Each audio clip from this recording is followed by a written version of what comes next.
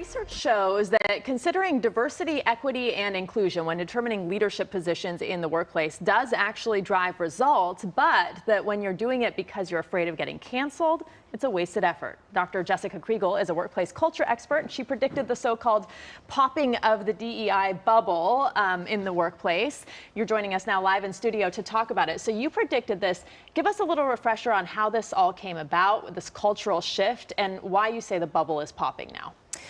You didn't hear the term DEI very much at all before George Floyd. Once that happened, suddenly there was this mass rush to hire DEI leaders in the workplace, and mostly it was for show. A lot of leaders got into the DEI space because they felt like they were going to get in trouble if they didn't.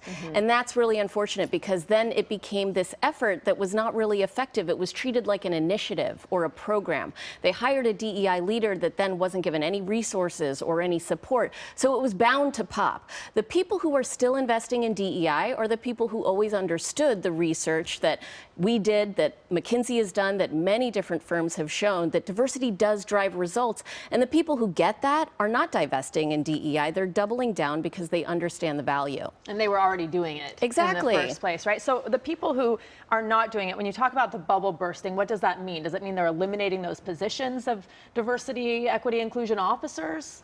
Well, it means, first of all, it's an election year, so it's getting political now, and there are a lot of people who don't understand what DEI is, right? You can see people, they're viewing it as some kind of radical affirmative action in the workplace. That's not what it is. It's about creating a culture of inclusion. Do you want your employees to feel like they belong, so that they're passionate about the work that they're doing, so that they're helping drive results? Of course you do. But when you think of it as some kind of project you have to work on to make people who are not in the majority happy, then obviously you're going to divest. Also, when the economy is shaky, people abandon projects that they don't understand, and because so many people don't understand DEI, they're abandoning it right now. And do you see a backlash within the workforce also, like people who are maybe not in leadership positions but at a lower level saying, this person got the position because of DEI and it should have been my position? Like, is there conflict going on within the ranks? That is a great question. So we just released a quarterly State of Culture report, and we asked people, what's the best thing about your culture and the worst thing about your culture? And for some people, the best thing was diversity, equity, and inclusion in the workplace. And for some, the worst thing they reported was woke ideology. So they're seeing this division now in the workplace play out, so that it's creating bad corporate culture, which means people don't want to go to work, which is going to be a headache for CEOs, and that has to get solved for. And intimidating for the people who are part of the DEI effort as yeah. well, right? You know, what's interesting is the average tenure of a DEI leader is 1.8 years, not because they're getting let go, but because they're leaving, because they get hired, they see they don't have support, they don't have resources, and they realize it's a lost effort, so they move on. So where do you think the trend goes from here? I mean, it's you mentioned it's been politicized. It's become a culture war issue, right? It's kind of almost along party lines in some cases. What do you see the future of it being? This is going to be the year where we separate the walkers from the talkers. The people who understand the value of diversity and that it does drive results, they will double down. They will continue to create a workplace culture that works for everyone.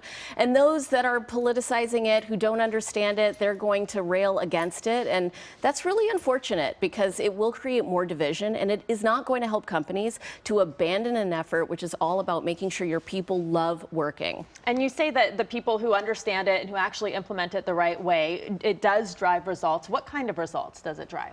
Well, it only works if it's not a project or an initiative or one person. It has to be a part of your culture. And we define culture as the way that people think and act to get results. So if it becomes a part of the way that you think, then we're actually cooking with gas there. Now we've got a group of people who are all in this together, who are thinking diversely about ways to solve problems, and that's why it drives results. If you treat it like a project or a training program, then it just goes away like all the other projects and training programs. And do you think this affirmative action case, for example, in the Supreme Court right now, where it's getting all the spotlight on college campuses and other places where it's traditionally been considered a factor, and now there's a lot of backlash against that. Do you think that that is kind of propelling the workplace culture as well, and this whole backlash within the workplace? Yeah, the election cycle is creating a media circus around this, which is then leading to workplace leaders having to have a reaction.